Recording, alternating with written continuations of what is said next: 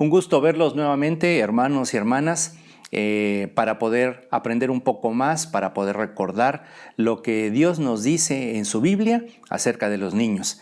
Este tiempo lo hemos dedicado para que usted como instructor, como maestro de escuela dominical, como pastor, como responsable de los ministerios infantiles y papás, puedan tener estos documentos que nos muestran lo importante que tenemos en la palabra de Dios acerca de los niños y cómo enseñarles.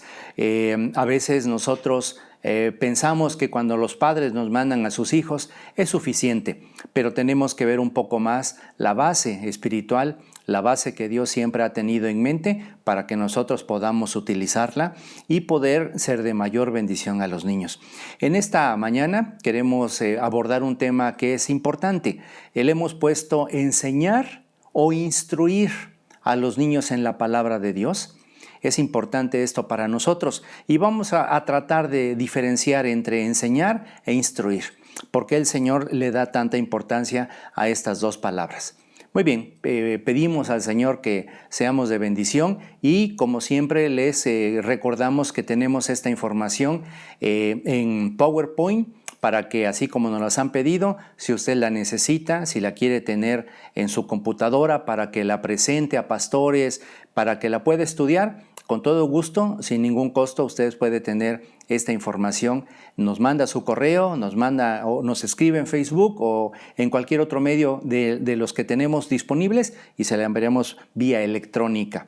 Muy bien, vamos a ver. Fíjese que en el idioma hebreo hay 5 palabras que nos enseñan métodos de aprendizaje, de enseñanza.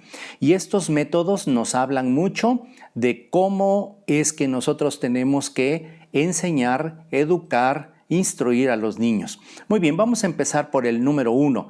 La palabra es alab. Y alab es la palabra que se usa para buey, es elab. Y una palabra que está muy relacionada con ella es alab, es decir, llevar el yugo juntos. Como cuando vemos a unos bueyes que van arando la tierra, eso es alab, llevar el yugo. El yugo es la madera que los une por el cuello en la parte superior y que no les facilita que uno se salga y que el otro se quede, sino que los dos van juntos. El Señor dice, por ejemplo, de los jóvenes que es bueno que el joven lleve el yugo desde su juventud, porque se necesita enseñar y aprender precisamente a llevarlo. Cuando 2 bueyes eran colocados junto en un yugo para el arado, el buey viejo con más experiencia se coloca al lado de un buey joven inexperto, con mucha fuerza, del mismo tamaño, del mismo peso, pero que todavía no ha sido enseñado. No ha tenido la experiencia que el otro buey de muchos años tuvo. Así es que el joven aprende luego por asociación y el ejemplo de los mayores. Por lo tanto, la palabra eleb también puede significar asociarse con. Es decir, estamos hablando de un niño, ¿verdad? La idea es que el Señor nos da la idea a través de los bueyes, pero nosotros tenemos que entender. Por eso siempre en la casa normal o tradicional, la casa bíblica, la enseñanza que Dios nos ha dado es que cuando hay un nieto, pues hay un papá y una mamá, hay un anciano que es el abuelo o la abuela y en ocasiones está el bisabuelo y la bisabuela. Es decir, el niño se empieza a relacionar no con niños de su edad. Por ejemplo, cuando mandamos a nuestros hijos a la escuela y están en un grupo de 30 o 50, que después de la pandemia yo creo que esto no sucederá más, pero finalmente está creciendo en el primer año de kinder, en el segundo, en el tercero, primero de primaria, segundo, tercero, cuarto, quinto, sexto, con niños de su edad. Pero el Señor dice, tienes que tener tiempo, tienes que pasar tiempo para que ese niño pueda aprender de los mayores. O también aprender por el ejemplo, ¿verdad? Aprender por el ejemplo. Hemos visto cómo los niños nos imitan. A mí me imitan los niños de la escuelita, cómo hablo, cómo me muevo, qué gestos hago, porque están viendo lo que hago y entonces ellos lo imitan. Así aprenden los niños todas las cosas, buenas y malas. Por eso la idea de alab, que es que nosotros estemos viendo pues a un niño que tiene que estar con los adultos, con los de más experiencia para que aprendan. Un hombre enyugado a otro, va a aprender con el ejemplo de otro. Un niño también aprenderá de sus padres solo mediante la observación de las acciones. Esto puede ser ya en un sentido positivo o en una manera negativa. Hemos visto cómo los niños en nuestra escuela dominical o en la clase bíblica del hogar los viernes o los sábados hacen lo mismo con los maestros. Si el maestro llega y les dice una frase al inicio de la clase, ellos se la van a aprender. Lo mismo de los padres. Y nosotros tenemos que ver, por ejemplo, lo que dice Proverbios 22, 24 y 25. No te entremetas con el iracundo, ni te acompañes con el hombre de enojos. No sea que aprendas sus maneras y tomes lazo para tu alma. Si yo ando con una persona que es iracunda, yo voy a aprender a hacerlo. Si yo ando con una persona de paz, yo lo voy a aprender. Si un niño anda con un maestro que ama a Dios, el niño va a aprender a amar a Dios. Si yo soy un maestro que le enseño la palabra de Dios y que me interesa que más personas conozcan a Dios, el niño lo va a aprender. Si yo solamente llego y doy mi clase, simplemente por darla, el niño va a captar que yo lo estoy haciendo de esa manera. Esa es la figura de dos bueyes. Aquí es un buey viejo de más años, de mucha experiencia en el arado, y le ponen entonces a un buey que es joven, que es brioso, que quiere zafarse del yugo, que quiere mejor irse a otro lado y no estar todo el día, de mañana hasta la noche, arando la tierra. Y con todas las problemáticas que implica trabajar. Entonces, alab es llevar el yugo juntos. ¿Qué significa esto? Que si soy maestro de niños, yo tengo que entender que todo lo que yo soy lo va a aprender el niño, que todo lo que yo sé se lo tengo que transmitir al niño para que él lleve mi yugo, para que él pueda entender que va a estar conmigo. Y eso ayuda mucho, porque imagínense, ¿qué pasaría si nosotros juntamos a esos 15 o 20 niños que tenemos en la escuela bíblica y los dejamos sin un maestro? ¿Qué harían esos niños que todos están en el proceso de aprendizaje y que no están ligados a un yugo? Ya hemos visto que a veces cuando nos ven llegar a la escuela bíblica, los niños dicen, ya llegó el maestro, vámonos. Y todos llegan porque se van a unir en el yugo con el maestro, porque van a estar juntos. Esa es la primera forma en que los hebreos relacionan la enseñanza-aprendizaje. Un hombre de mayor edad que enseña a un niño. Pero si se dan cuenta, esta figura habla de que yo tengo que participar con un niño en todo el proceso. Tengo que estar unido a él. Hace muchos años, a un pintor muy famoso le dijeron, supimos que usted está abriendo la invitación para que vengan aprendices y aprendan sus técnicas, maestro. Y él les dijo, sí, pero ya tengo completo el cupo. Ah, muy bien. ¿Y cuántos alumnos se acercaron para que usted les enseñe sus técnicas y la manera como pinta y cómo trabaja con los óleos? Y le dijo, ¿cómo cuántos? Uno. No puedo tener más en mi casa.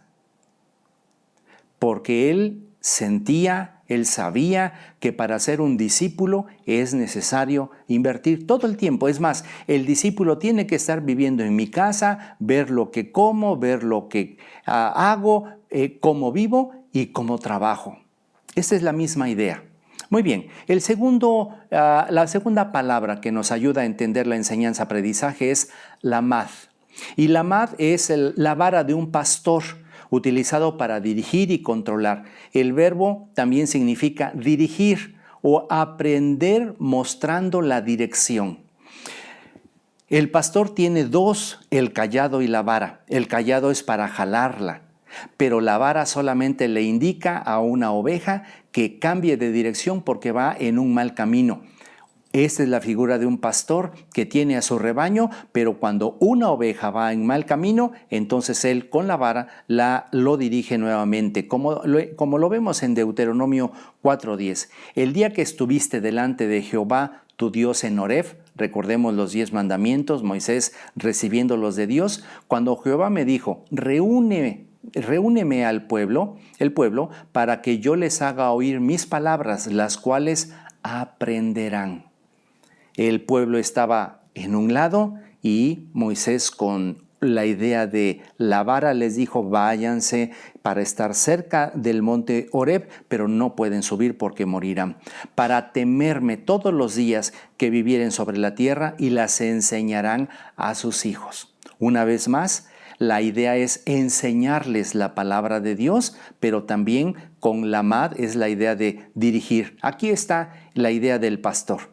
No es una vara para pegarle, es una vara para ponerla cerca de su cuello, de su cabeza, y entonces decirle por dónde tiene que ir. Esta es la idea de enseñanza-aprendizaje.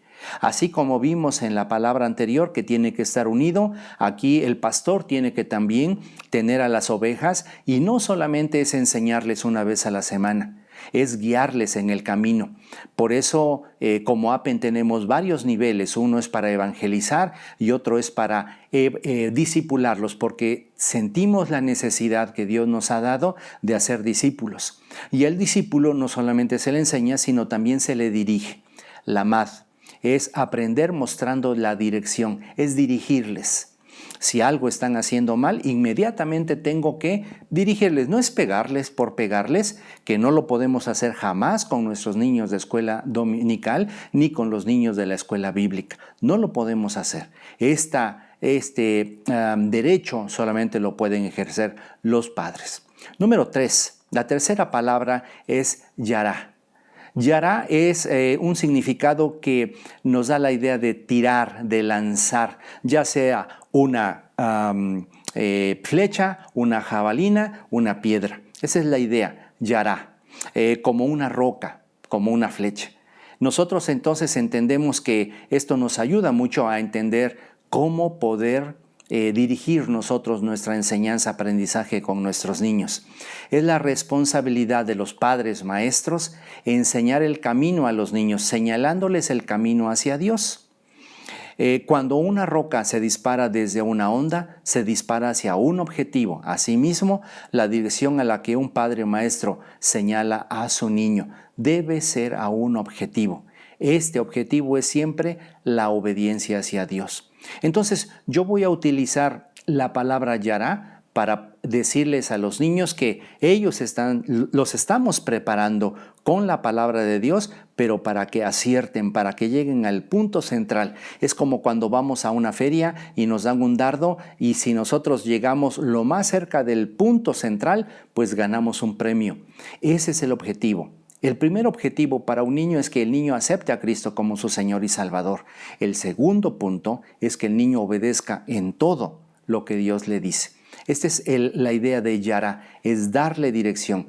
Una onda, cuando la giramos, seguramente pensamos en David para matar a alguien, en este caso a Goliat, pero recordemos también a los valientes de David, que eran unos hombres que su rostro parecía como de león. Y ellos, por ejemplo, podían lanzar una piedra con onda sin fallar a 70 metros y le daban a un cabello.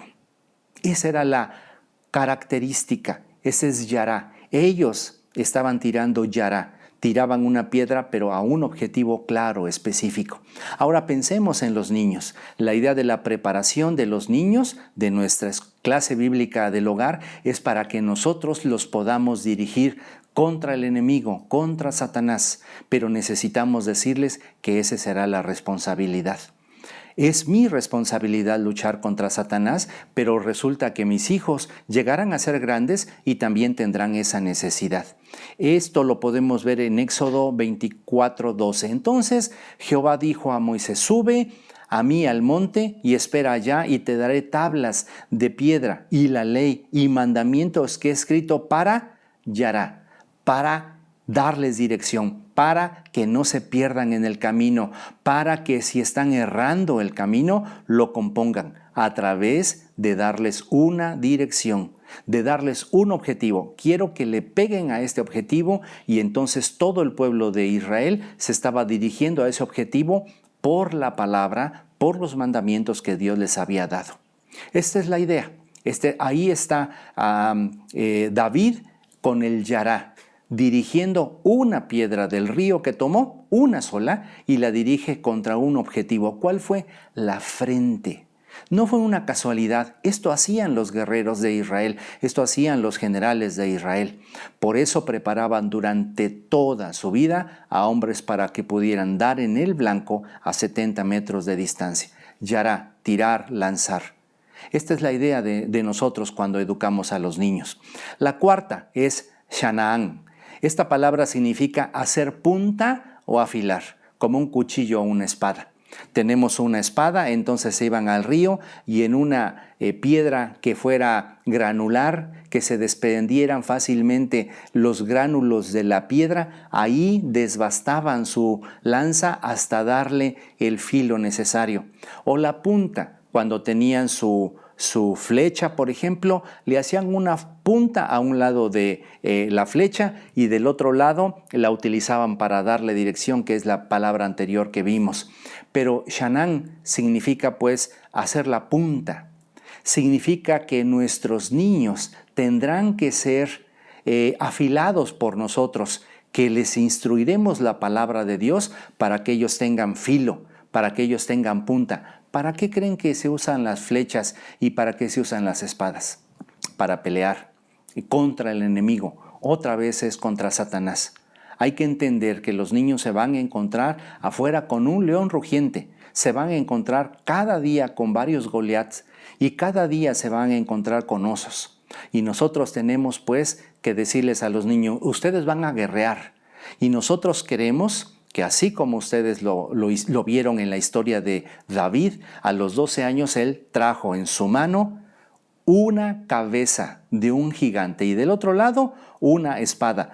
Se calcula que la espada de David era aproximadamente de 1,80.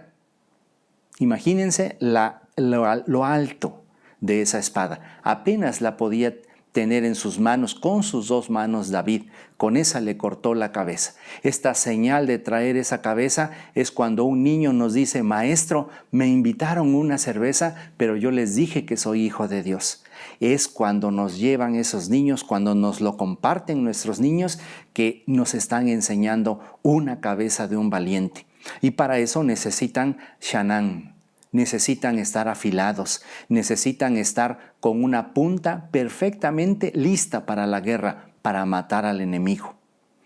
El maestro, fíjese que mi papá y mi mamá estaban pegando y yo le dije a mi papá que eso no le agrada a Dios y oré con él y él se calmó. Otra vez nos traen nuevamente otra cabeza de un gigante que él derrotó. Pero nosotros tenemos que ayudarle a tener esa punta afilada, esa lanza con filo para que lo puedan hacer. Deuteronomio 6:7. Un cuchillo, así nos lo dice Deuteronomio. Un cuchillo sin filo no corta. Por tanto, tomamos nuestro cuchillo y lo afinamos sobre una piedra para que esté listo para realizar el trabajo que se debe hacer correctamente. Este proceso de afilado es cuidadoso, ya a veces lleva mucho tiempo y a veces lleva mucho tiempo. Shanaan también puede referirse a la agudización cuidadosa de las habilidades de hijos y alumnos.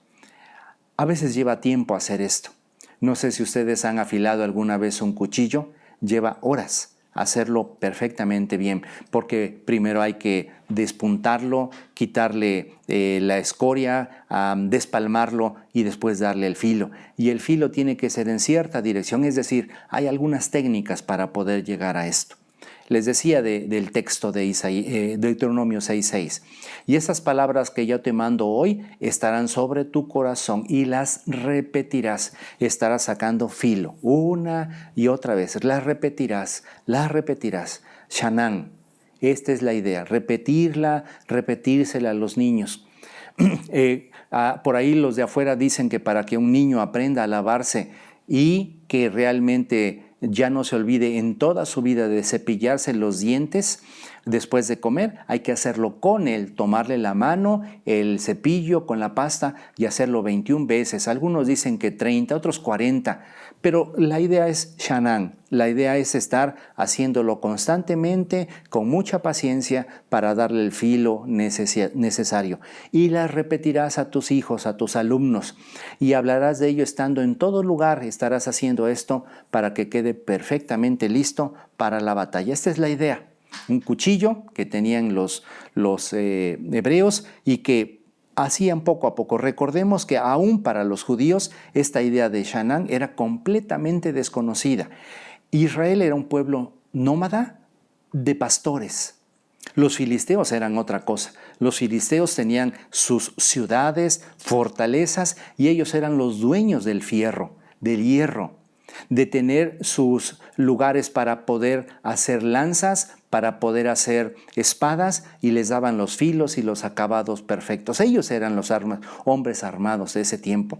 Israel tenía que llegar o matarlos y quitarles sus espadas, o llegar a comprar con ellos esto que necesitaban. Shanán, hacer, punta o afilar. Esta es la cuarta palabra hebrea que nos ayuda a aprender un poco más acerca de enseñar y aprender. Muy bien. La quinta es yazar. La palabra yazar literalmente significa dar la vuelta a la cabeza o voltear en otra dirección. Esta palabra se puede traducir como castigar o disciplinar. Esta es la última parte del proceso que tenemos que pensar que solamente tienen el derecho los padres de hacer esto y no nosotros como maestro. Pero la puse para que la podamos entender un poco más. Es corregir o corrige a tu hijo y te dará descanso y dará alegría a tu alma. Corregir allí es yazar. Haz que cambie su cara. Haz que cambie su manera de pensar. Ya lo está haciendo y el único recurso que tenemos es hacer yazar. Este es dar la vuelta a la cabeza. Es decirle, a ver, estás viendo para este lado, pero esto que estás haciendo no es correcto, entonces yo voy a hacer que tú des la vuelta a tu cabeza. Es yazar. Muy bien. Ahora, quiero ver, ya que vimos estas 5 palabras, que hay entonces una diversidad, o al menos 5 palabras que nos enseñan a educar a nuestros hijos, el propósito de esta educación. ¿Cuál es el propósito para los niños? Y quisiera que viéramos ese salmo famosísimo, el 127:3. He aquí, herencia de Jehová son los hijos, cosa de estima, el fruto del vientre. Cuando nace un niño, lo escribimos, se lo damos al papá y a la mamá, que están felices, cansados, agotados, pero que saben que es una herencia. Quisiera que fuéramos un poquito más al hebreo y que nos diéramos cuenta de lo que significa. Por ejemplo, la herencia es nakhalá. Esta palabra significa algo heredado, es decir, que alguien que trabajó durante muchos años te regala. Tú no la pides, no la exiges, simplemente la recibes. Esa es una herencia. Si te dan una herencia, qué bueno, y si no te dan, también, porque no depende de ti. No es que tú estés exigiéndola y pidiéndola. Por eso es algo heredado, es algo que se ocupa. Y esto es interesante. Cuando hablamos entonces de herencia, es que Dios me va a dar un hijo y lo tengo que ocupar, le tengo que dar un trabajo, aunque no está totalmente bien decir que es un trabajo, porque el trabajo, el ministerio lo da Dios, pero yo tengo que educarlo, instruirlo, llevarlo a que él entienda que va a tener que ser usado en contra de Satanás. Lo estamos viendo ya poco a poco y lo veremos un poco más. Es una reliquia de familia. Yo recuerdo que mi abuela cosía en una máquina Singer que la compraron creo que en 1920, 1925, y ninguno de los nietos podíamos tocarla. Dentro de esa reliquia de la familia hay cajones y entonces dentro había una tijera que una vez yo quise, la agarré sin pedir permiso, siendo muy chiquito, la agarré y me llevé una hoja y la empecé a cortar. Cuando llegó mi abuela me dijo, no puedes hacer eso porque esas tijeras solamente cortan tela y no hojas. Si tú la utilizas en hojas se le va a quitar el filo. Es una reliquia. Se conserva en la familia de generación en generación. Ahora ya hay modernas, pero esa era de la abuela. Esa es una reliquia. Eso que vale tanto para toda la familia, no solamente para el que tiene o la mamá que tuvo a ese niño. La reliquia es para toda la familia. Y dicen, nosotros tenemos este cuadro, nosotros tenemos la espada porque nuestro bisabuelo fue coronel, nosotros tenemos no sé, alguna cosa que haya utilizado un antepasado. Esa es la importancia de la herencia, que es un regalo dado por Dios que se tiene que ocupar, darle un trabajo, de hacerlo de alguna utilidad, y es una reliquia, vale mucho para la familia. Ahora, nosotros entendemos que nosotros no lo vemos así, porque cuando es una herencia sentimos que es algo ya que tenía muchos años y que nos los dieron. Por ejemplo, puede ser que nos den un cuchillo hecho a mano y todo, muy especial, del tatarabuelo. Entonces, esa herencia ya tenía tiempo. Pero miren la herencia como la ve Dios. Dios dice, la herencia no es algo que tenía muchos años. Te voy a dar algo nuevo para que sea una reliquia diferente. Por ejemplo, en China vemos en las familias que eran muy importantes, hacían jarrones, ¿verdad? De la dinastía Ming, que vale millones de dólares, una cosita así. Bueno, esa era una reliquia. Pero el Señor dice, no, yo no te voy a dar algo que tiene 20, 30 siglos, yo te voy a dar algo que tiene 0 años. Este bebé, utilízalo. Es herencia, es patrimonio. ¿Patrimonio? Es decir, si tengo que invertirle en pañales, cuesta el seguro, etcétera, etcétera, para que nazca. La cuna y la ropa. Y dicen que es un patrimonio. Dios lo ve de otra manera. Porque tenemos que meternos a la cabeza que cuando llega esa herencia, también llega el recurso que Dios utiliza porque lo va a ocupar para algo más adelante. Hijos.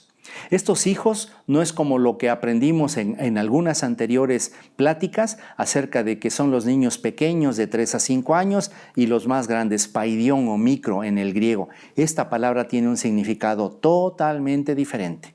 Miren lo que dice, es Ben. Ben Yeshua, Ben Yosef, Ben Abraham. Significa el hijo de. Entonces Ben Joshua es el hijo de, etcétera. Así lo podemos ver, ¿verdad? Pero miren lo importante que nosotros veamos esta raíz. Hijo, como constructor del nombre de la familia. Y otra vez tenemos que volver. La herencia entonces que Dios me da no tiene siglos, es nuevo, es un bebé, tiene un día de nacido. Y de ahí el Señor lo va a utilizar para que sus propósitos sean cumplidos en él. La palabra ben, hijo, es un constructor. El niño es el que va a construir el renombre de la familia. Por eso en hebreo es tan importante, hijo de, porque ese hijo es el que va a dar el renombre que va a tener toda la familia en el sentido más amplio, y esta definición de ben llega hasta los nietos. Entonces mis hijos son los que darán renombre a lo que estamos haciendo y también los nietos. ¡Qué maravilla es esto! Este ben no dice la edad del niño, porque es una edad larga, toda su vida harán el renombre para esa familia. Ese patrimonio que llegó, esa herencia que llegó, es para que apenas inicien ese nombre. Por eso es importante. Esa herencia de Jehová son los hijos. Y cosa de estima. ¿Qué es estima? Es pago de contrato, salario concreto, sueldo, pasaje, mantenimiento, compensación, beneficio. Dice Dios, no te preocupes por 1 o por 20 hijos como había antes, 15 hijos. Yo voy a sustentarte.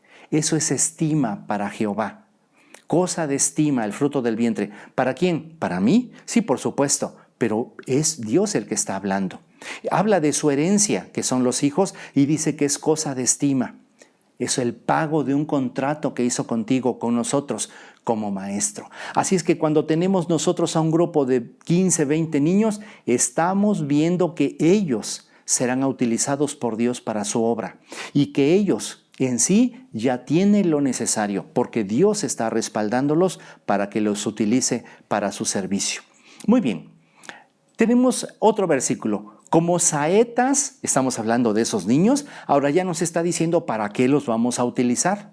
No es para que ellos sean doctores, ingenieros, maestros y ganen solamente. Ese no es el objetivo. Ya dijimos que Dios los va a utilizar. Puede ser ese objetivo, pero ¿qué más? Como saeta en manos del valiente. ¿Qué es una saeta? Es jets, saetas. Es el perforador. Perforar a una persona es matarla.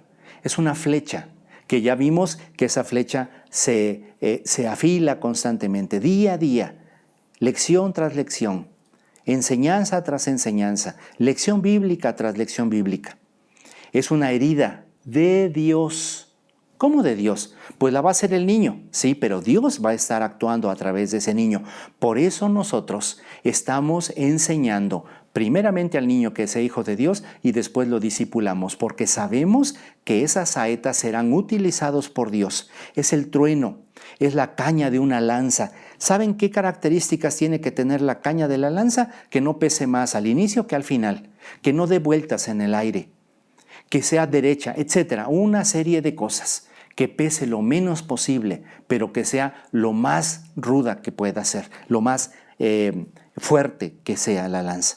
Ese es el hijo. Estas son las características que nosotros tenemos que dar a los pequeños que tenemos a nuestro cargo. Como saetas en mano del valiente, en su mano de un valiente. ¿Y cuál es el valiente? Bueno, Jehová es el valiente, pero no está hablando de allí. Dios se lo da a alguien, en usted maestro, en usted padre.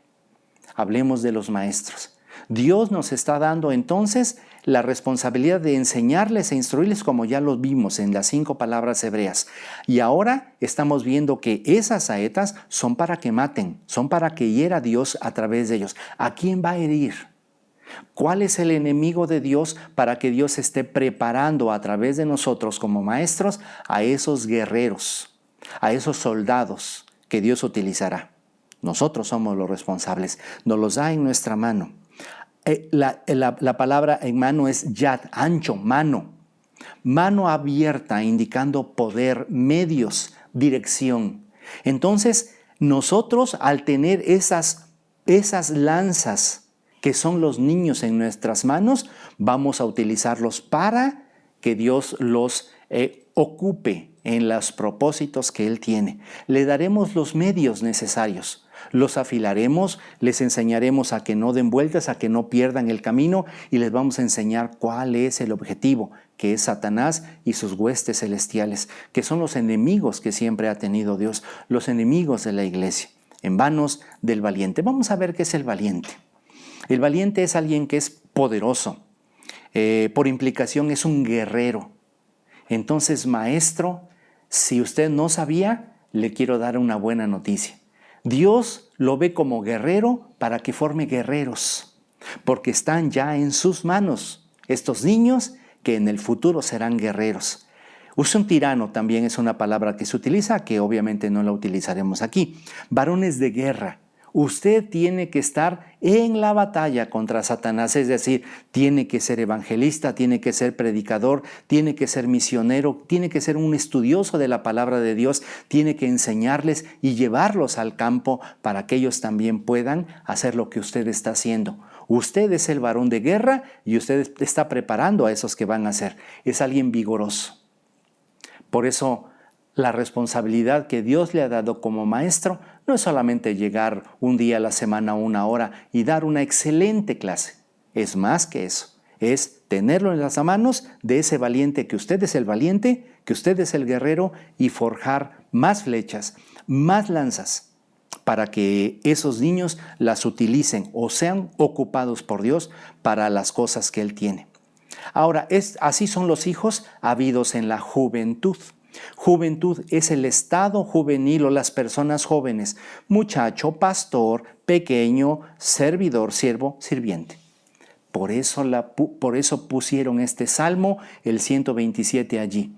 David sabía que esto era su experiencia, era menos que un guerrero, era un simple pastorcillo, pero que estaba siendo utilizado por el guerrero por excelencia, por el Señor, para ser él, cuando se enfrentara a ese valiente Goliat, lo derrotara.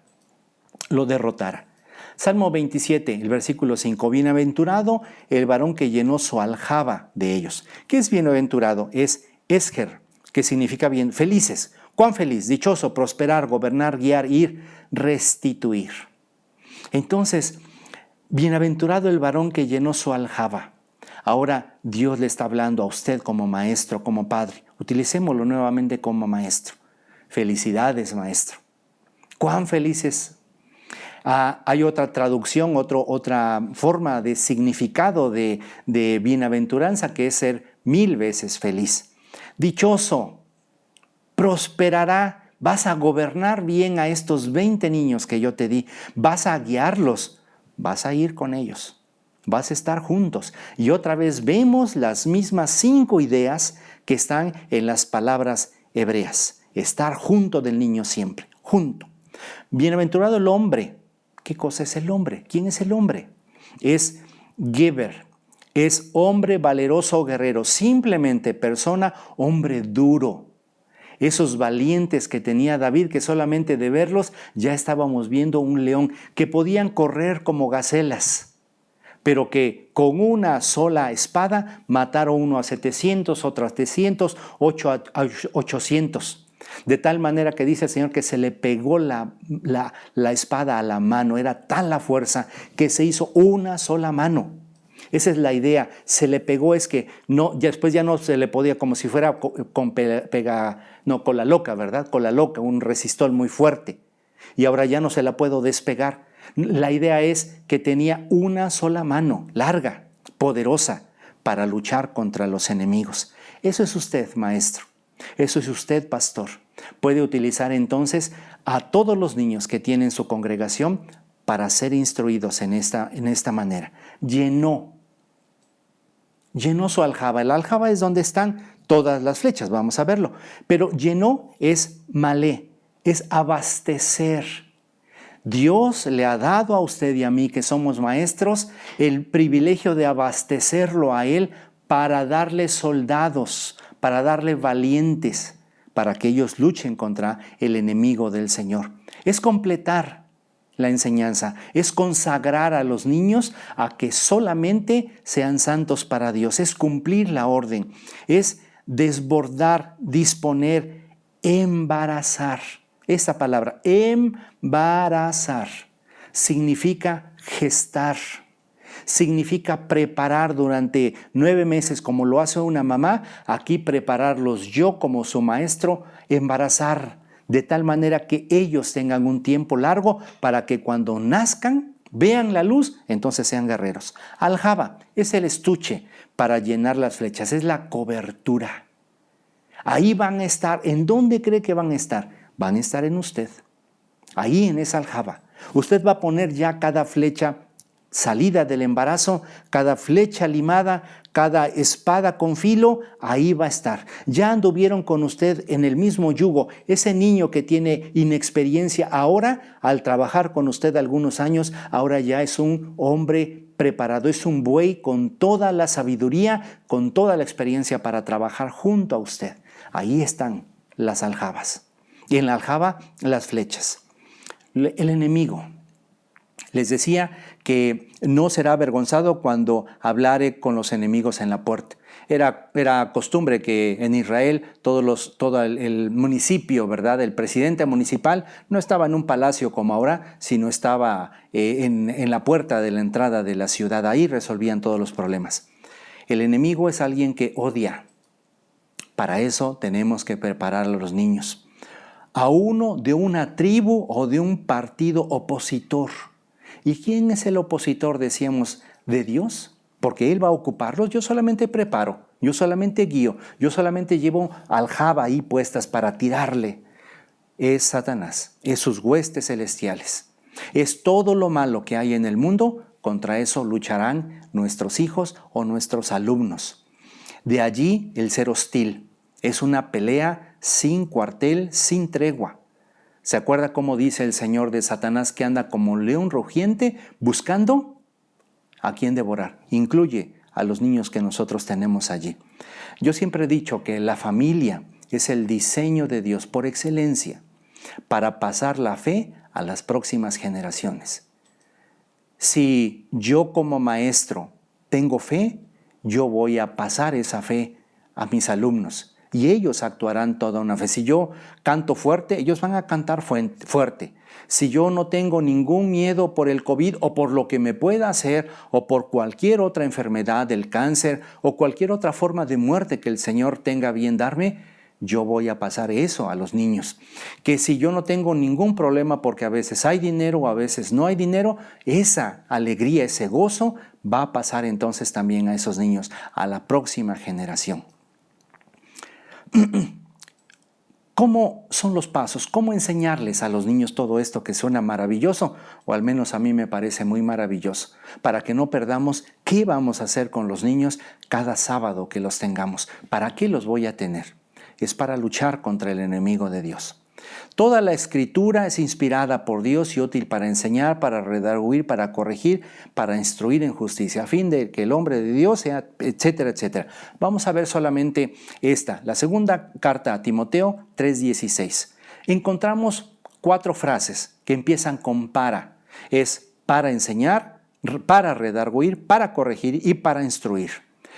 Quiero comentarles que así como está en la Biblia, las primeras 2 palabras van en este sentido y las últimas 2 van en sentido contrario. Por ejemplo, útil para enseñar y redarguir van en este sentido y las otras, corregir y redarguir, van en el sentido contrario.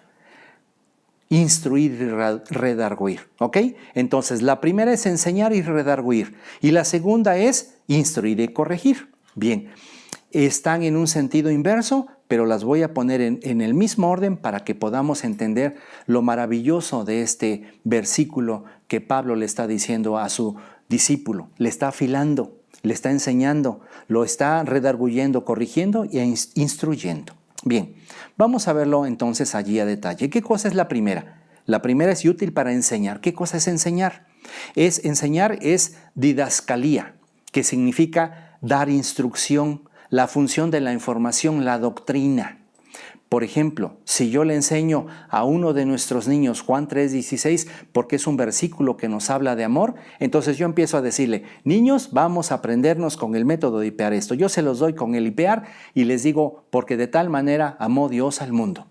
Y entonces se lo repito 30 veces con métodos divertidos, etc. Y al final les digo, ¿ya se lo aprendieron? Sí, me dicen todos. Muy bien, vamos a hacer un examen, una prueba. Vamos a corroborar que ustedes realmente ya se lo aprendieron. Y como yo ya les di la enseñanza, la instrucción, el conocimiento es en otra palabra, el conocimiento es en griego, pero aquí es instrucción, pero es lo mismo. Entonces yo ya les enseñé ese versículo, ahora voy a redarguirlos. Es la segunda palabra que viene así. La primera es enseñar, luego redarguir. ¿Qué es redarguir? Esa es una prueba, es la convicción a certeza. Entonces yo le digo, a ver Gonzalo, dime Juan 3:16, la primera parte. Porque de tal manera amó Dios al universo. No, te quiero redarguir. Y redarguir entonces es hacer la prueba hasta que se aprenda correctamente lo que yo quiero que aprenda a través de lo que le enseñé. Primero es la enseñanza y luego el examen para que yo sepa que realmente ya se la aprendió. Y ese es redarguir. Muy bien. Ahora vamos a ver la primera del lado contrario, la final, y luego nos regresamos para encontrarnos. Ya vimos estas 2, enseñar, redarguir. Ahora vamos a ver instruir. Instruir es un tutorial. Es decir, educación o entrenamiento. Tutorial, un entrenamiento, por implicación es una corrección disciplinaria. Esto de los tutoriales en 1910 no lo iban a entender nuestros abuelos, pero hoy lo entendemos perfectamente claro. Si tenemos alguna duda de algo de nuestra computadora porque no sabemos cómo cambiar el espacio entre 2 renglones, ¿qué hacemos? Vamos a la computadora, entramos a internet y vemos un tutorial. Y ahí nos dice, no sabemos hacer un pastel de zanahorias, entramos y vemos un tutorial para que nos enseñe a hacer un pastel de zanahorias. Esa es la instrucción. Dejamos entonces lo práctico y ahora vamos a hacer el tutorial, pero vamos a tratar de aprenderlo, ¿verdad? Y ahora tenemos a una mamá que tiene su teléfono con un tutorial y está haciendo unas costillas barbecue, por ejemplo, o unas costillas asadas, o algún guiso, pero tiene un tutorial, está viendo algo. Muy bien, tutorial. La última palabra, que es la tercera, pero ahora encontramos así, es instruir. Ahora vamos a corregir. Corregir es espanoksosis, es enderezar de nuevo. ¿Qué tal si a nuestra esposa, viendo el tutorial, viendo la instrucción, le salieron mal, se le quemaron los frijoles? ¿Qué tenemos que hacer? Enderezar de nuevo. Y tenemos que volver a decirle, ve otra vez el tutorial, yo te ayudo, pero aquí le pusiste mucho fuego o le dejaste mucho tiempo. Tenemos que corregir lo que ya tenemos. Bien, estas son las cosas que tenemos que enseñarle a un niño. Ahora, ¿cómo se lo enseñamos? ¿Cómo lo podemos ver? Tenemos la mente de un niño y las primeras dos vamos a llamarle la teoría, es decir, la enseñanza y la prueba de la enseñanza, que es redarguir. Esas dos son el 50% de lo que un niño tiene que hacer. Entonces, estas dos palabras tienen que entrar. Juan 3:16 se lo enseño, pero no lo va a aprender bien de una vez, pero al final cuando le redargullo y le vuelvo a repetir, entonces ya quedó totalmente aprendido. Es el 50% de teoría en el aula. Ahora, hay el otro 50% que es la instrucción y la corrección. Eso es la práctica. Tenemos que enseñarles a los niños y tenemos que practicar con ellos, hacerles un tutorial, pero el tutorial soy yo como maestro. Muy bien, así es que tenemos esto. Una vez más, yo voy a enseñar y redarguir y es el 50% de lo que un niño debe saber, pero yo también voy a corregir e instruir para que tenga el 50% de la práctica. Ahora, ¿para qué es esto? Para instruir en justicia. Ya vimos ahí, en justicia. ¿Qué cosa es justicia? ¿Para qué queremos meterle 50% de teoría y meterle 50% de práctica? ¿Para qué? Para que sean justos. Muy bien. Justicia es dikaiosune. ¿Qué significa esto? Justicia es equidad, para que el niño no haga cosas malas, sino que sea constante en lo que haga, que sea justo, de carácter o acto, es decir, que su carácter, que es lo que tiene que moldear para que tenga una personalidad, hablaremos más adelante en alguna plática sobre ello, ¿verdad? Pero aquí estamos hablando de esta equidad que nos da la justicia. ¿Qué cosa es equidad? Hacer siempre las cosas que a Dios le agradan, siempre, en todo momento. Entonces, que sea equilibrado, de carácter y de acto, hacer siempre lo bueno, es decir, ser un cristiano. Vamos entonces a preparar a nuestros niños, no para que les demos un trabajo y sean pastores, maestros, misioneros, eso se los dará Dios. Yo tengo que enseñarles 50% de teoría, es en enseñarles y redarguir, y el 50% de práctica, instruir y corregir.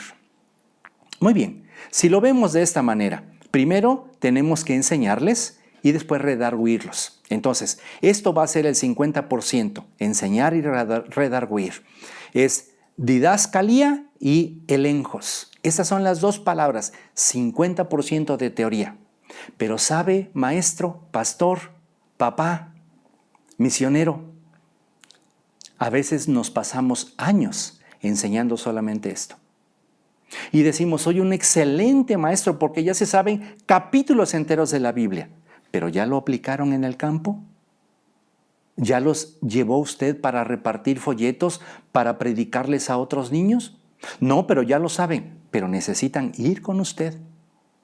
Esa es la otra parte. Esta es la de paideia, es instruir. Y la otra es la que vimos, epanossosis, que es corregir. Esto representa el otro 50%, es la práctica, es instruir y corregir. El Señor nos dice, o Pablo les dice a los Gálatas, el Señor a través de Pablo, dice así, 6:6 de Gálatas, El que es enseñado, la primera parte, ¿verdad? Apenas la primera parte del discipulado. El que es enseñado en la palabra de Dios, haga partícipe en toda cosa buena al que lo ¿qué? Al que lo instruye. Quiere decir que el que está enseñando va a tener que terminar los 4 pasos hasta llegar a la instrucción. Qué maravilloso es esto. Ahora, cuando usted piensa en su vida, usted tuvo a alguien que le pudiera hacer partícipe de toda justicia que usted hacía, porque para eso lo estaban entrenando difícilmente, porque no teníamos quien nos enseñara la Biblia. No teníamos un rodrigón que se utiliza en el griego, que es el palo que se pone cuando hay una planta como la vid o como los chayotes aquí en México, que no se sostienen. Tienen que tener un rodrigón para que se sostenga. No lo tuvimos. Bueno, hermanos, si eso sucedió, ¿qué no les pase a nuestros niños? Usted y yo somos los rodrigones, somos los instructores de estos niños que están aprendiendo la palabra de Dios. Y cuando ellos ganen y lleguen con una espada de casi 2 metros de largo y una cabeza de un gigante, ¿a quién se lo van a compartir? ¿A quién le van a hacer partícipe de las cosas buenas, de todas las cosas buenas que están aprendiendo? Tiene que haber alguien que reciba esa instrucción. ¿Se acuerdan de Proverbios 22:6? Uy, sí. Y yo si les preguntara a ustedes, maestros, instructores, misioneros, pastores, ¿lo han utilizado alguna vez? Claro, me levantarían la mano si estuviéramos por otro medio electrónico como el Zoom. Sí, yo lo he utilizado. ¿Y ya se dio cuenta de lo que dice? Vamos a leerlo nuevamente. Instruye al niño en su camino, que aun cuando fuere viejo no se apartará de él. Pero decimos, hoy tengo 30 años de ministerio y muchos me fallaron. Muchos se fueron al mal camino. Se regresaron a la idolatría esos niños que yo enseñé. Pero si yo preparaba y oraba al Señor y me pasaba toda la semana aprendiendo la lección y preparaba láminas y preparaba el franelógrafo para darles de crecimiento, y ellos lloraron y aceptaron al Señor y se aprendían capítulos completos y yo se los repetía y en diciembre se los presentábamos a los padres de memoria. ¿Por qué se fueron mal? Porque este versículo, hermanos, pastores, amigos, no dice enseña. No dice que te quedes en el primer punto de lo que Pablo le estaba diciendo a Timoteo. No, tienes que hacer las 4 cosas juntas. Y el Señor está pidiendo que seas tú el instructor. Entonces, un instructor, por ejemplo, si hablamos de un pintor, el pintor le enseña a su alumno los colores. Ahora le dice, quiero que me des de memoria todos los colores y quiero que me des de memoria todas las combinaciones posibles. Se la aprende el alumno, el discípulo, y le hace un examen y ya sabe el 50% de teoría. ¿Qué tiene que hacer el pintor? Ahora, vámonos a esta pared y aquí yo te voy a instruir. Mira, se pinta de arriba para abajo. Mira, no tienes que tomar mucha pintura porque se va a regar. Mira, ya regaste todo esto. Se le deja que lo haga. Y cuando no pueda hacerlo bien, yo estoy allí para corregirlo en ese sentido, hasta que él pueda ya solito pintar correctamente. Pensemos en la palabra de Dios, pensemos en lo que nosotros estamos haciéndole pues a los niños. Instruye al niño en su camino, no es enseñar, eso es solamente una parte. El Señor me pide que lo instruya, que vea un tutorial en mí, que lo prepare. Esta es una foto de un niño que se le enseñó y se le instruyó primero con un maestro y luego lo hizo él solo. Recordemos, hermanos, que no es enseñar, redarguir, sino es instruir y corregir. Nuestra labor termina hasta corregir, pero la instrucción es importante. Por eso el Señor dice, instruye al niño en su camino. Que el Señor utilice este tiempo que compartimos y que sea de bendición. Y tenemos un compromiso muy grande de buscar a esos que Dios ocupará, a esos pequeños que Dios ocupará y a esos maestros que es usted para que estén unidos como los bueyes, que saquemos filo, que apuntemos el objetivo, que podamos estar dispuestos a tomar tiempo para enseñarles a los niños a instruir. ¿Cuál sería la respuesta de enseñar o instruir? Son las dos cosas, pero que no nos quedemos solamente con enseñar, porque es más fácil que instruir. Que el Señor les bendiga.